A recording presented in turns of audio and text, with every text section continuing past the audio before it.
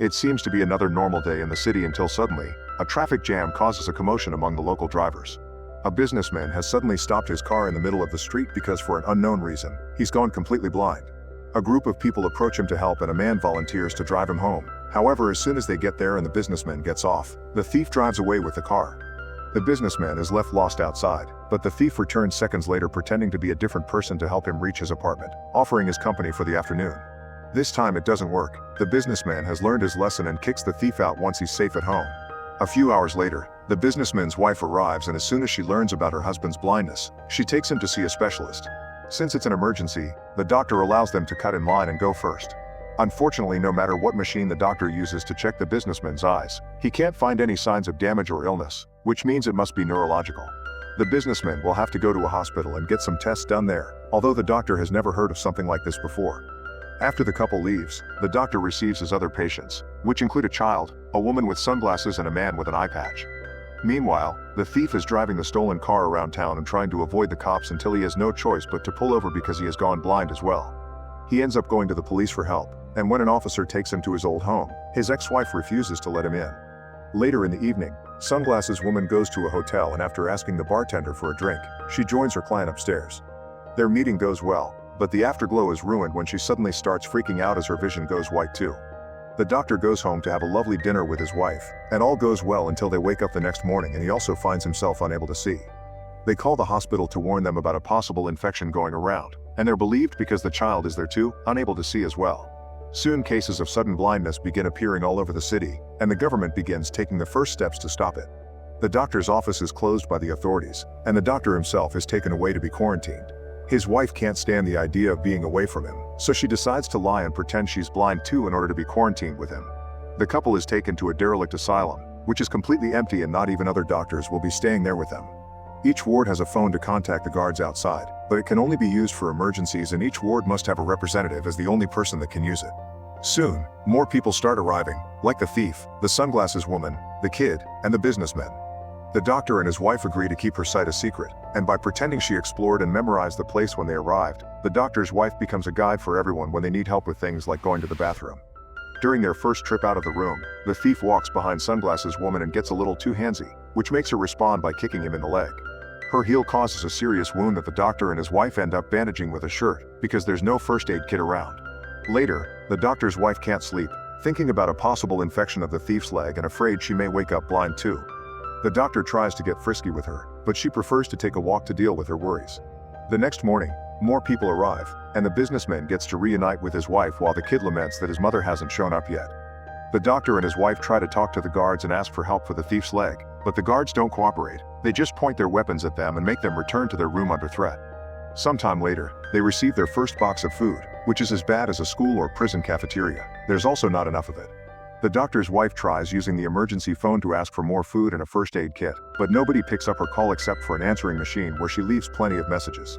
Weeks start to pass and each day, more and more infected people are sent to the asylum. The doctor's wife ties a cloth line between wards as a guide and the doctor's chosen as representative of Ward 1, but keeping order soon becomes impossible. Since everyone is blind, they soon stop caring about tidiness, and people begin wandering around without clothes and relieving themselves in the middle of the hallway. The businessman tries to keep his mood up by chatting with his wife about their young days, but his wife can't stand to even think about happier times. One afternoon, the doctor's wife hears a noise and discovers Eye Patch Man has a radio with him that he has been listening to in private. She convinces him to share the news with everyone, since they're all desperate to know what's happening outside. Eye Patch Man explains that there aren't many stations left, but he got the general gist of it. The first 24 hours there were hundreds of cases, which the government simply solved by sending the blind people to the asylum and asking everyone else to stay home. Then, the general public had to watch how specialists around the world got together to have conferences where they used lots of words to just say they didn't know what was going on. Soon even the specialists got infected and the sickness began appearing overseas. People got tired of waiting at home and tried to go outside, but soldiers were on watch and arrested anyone breaking the rules. The city became chaos, especially because car crashes kept happening and even planes began to fall as well.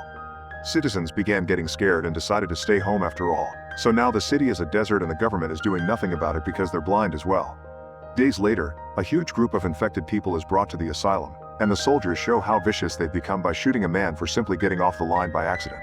The sound of the gunshot triggers people's panic and everyone rushes inside by pushing each other without a care and even breaking the doors. The worst part is, the soldiers don't even come to pick up the body.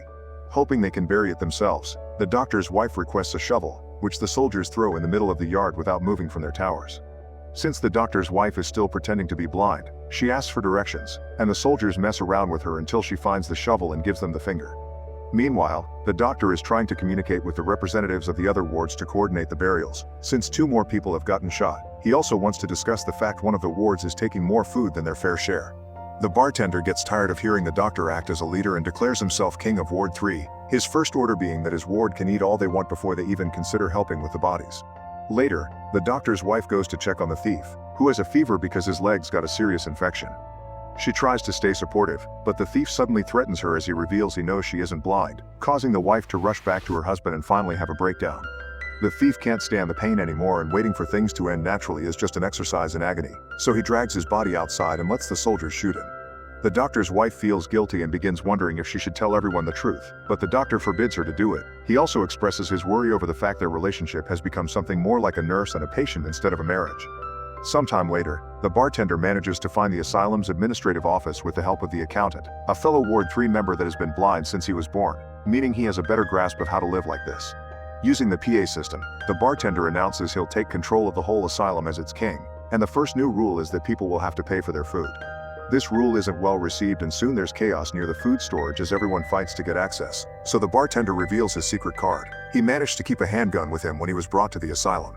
With a warning shot, he sends everyone back and takes control of the food storage, announcing they'll be guarding it all day long and threatening to shoot anyone that tries to steal. Some people consider not playing along, but it's too dangerous when the enemy has a weapon.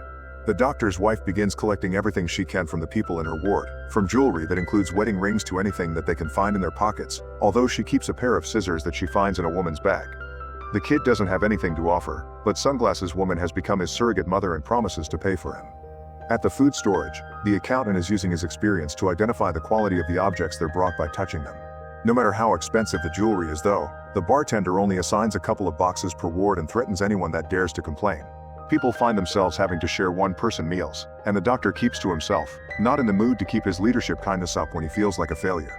Sunglasses Woman approaches him to comfort him, reminding him there's nothing he can do against a gun, and the two of them end up getting frisky on the floor. The doctor's wife finds them while they're finishing, but instead of making a scene, she tells Sunglasses Woman that she can see, asking her to keep the secret and letting her own guilt do the rest. A week later, once everyone in the asylum has run out of things to pay with, the bartender announces that they'll take service from women in exchange for food. The doctor's wife goes outside to demand to know why new rations haven't arrived, and the soldiers explain they've given them all they have, so rationing is up to them. An argument begins around Ward 1 deciding on how to proceed, and the doctor cuts it short, pointing out it's not up to them to make the women do anything. If anyone wants to volunteer, it's up to them, but there won't be any judging or pressure from anyone else. After lots of thinking, one of the women finally volunteers, inspiring others like the doctor's wife and Sunglasses Woman to do the same. Businessman doesn't want his wife to go and tries to forbid it, but the wife reminds him she shouldn't be treated any differently and goes anyway. The accountant comes to pick the women up and takes them to the food storage room, where they have the worst night of their lives. The guys are vicious and violent, and one of them goes so far with the manhandling that he kills one of the women. In the morning, the doctor's wife asks for someone else to go and pick up the food because the women have come back with the body in their hands, ready to clean her up and give her the goodbye she deserves. Later that day, the accountant checks a different ward for more volunteers, and he even has the nerve to come to Ward 1 to congratulate them on a job well done, even if one of them didn't move much. It seems they don't know one of the women had been dead and they used her anyway, so the doctor's wife informs him of this, leaving him speechless. All this taunting finally makes the doctor's wife snap and takes the scissors with her to the storage room, where everyone is distracted by the women from Ward 2. Without hesitation, she kills the bartender with the scissors before dragging the girls with her while the accountant realizes what has happened and retrieves the gun, but none of his shots land. On her way out, the doctor's wife makes an announcement of her own. If they don't release the food, more men will die. Now it's her who will be collecting. The doctor worries this will start a war, and he's right. Ward 3 barricades the area and still doesn't release the food. Ward 1 gets ready to fight and recover what is theirs, but before they can do anything, one of the women decides to take revenge. It turns out she's kept the lighter hidden in her pocket all this time, and she uses it to sneak into Ward 3 and start a fire. The flames are quick to spread, killing many men, and before panic can take over, the doctor's wife guides them out of the building. Surprisingly, nobody gets shot because the guards aren't even in their towers anymore. The doors aren't locked either, which can only mean one thing: they're finally free. The doctor, his wife, the kid, eye patch man, Sunglasses Woman, the businessman, and his wife decide to stick together as they make their way downtown, where they discover society has collapsed. The city has become a post-apocalyptic wasteland where the few people left wander around as they try to survive, attacking each other if they even suspect there can be food in their pockets. Some animals are even feeding on bodies. The doctor and his wife leave the group hidden inside a bar while they go to the nearest market to see if they can find some food. The people there are grasping at the few things that are left on the shelves, but the doctor's wife can see and is able to find a set of stairs that takes her to a storage room while the doctor gathers clothes. After filling a few bags, the wife tries to make her way out, but the people there hear the noise the things in her bags make and jump on her to rob her. Fortunately, the doctor hears this and comes to help, pushing everyone away and putting himself between the crowd and his wife as a shield as they run out of the building.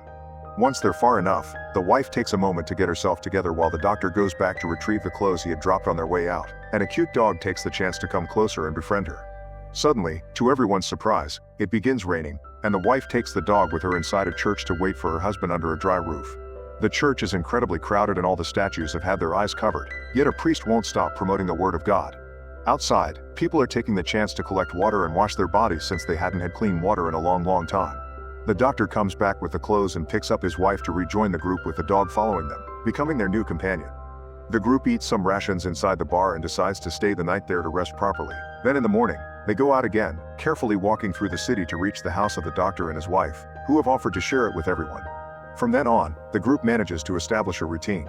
With the guidance of the wife's sight, they clean the apartment and share the doctor's clothes. They only go out when they need to find food, and they collect water and wash whenever it rains.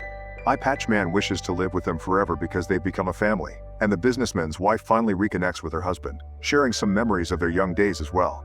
The doctor and his wife also get to reconnect, and now that she isn't overwhelmed with stress anymore, she accepts to get frisky with him again. Weeks later, everyone is getting ready for breakfast when the businessman suddenly starts yelling. In the same abrupt way blindness had come to him, it is now gone and he can see again. Everyone starts celebrating as they understand their bodies can fight off the disease and blindness is temporary, which means hope is back on the table for their futures.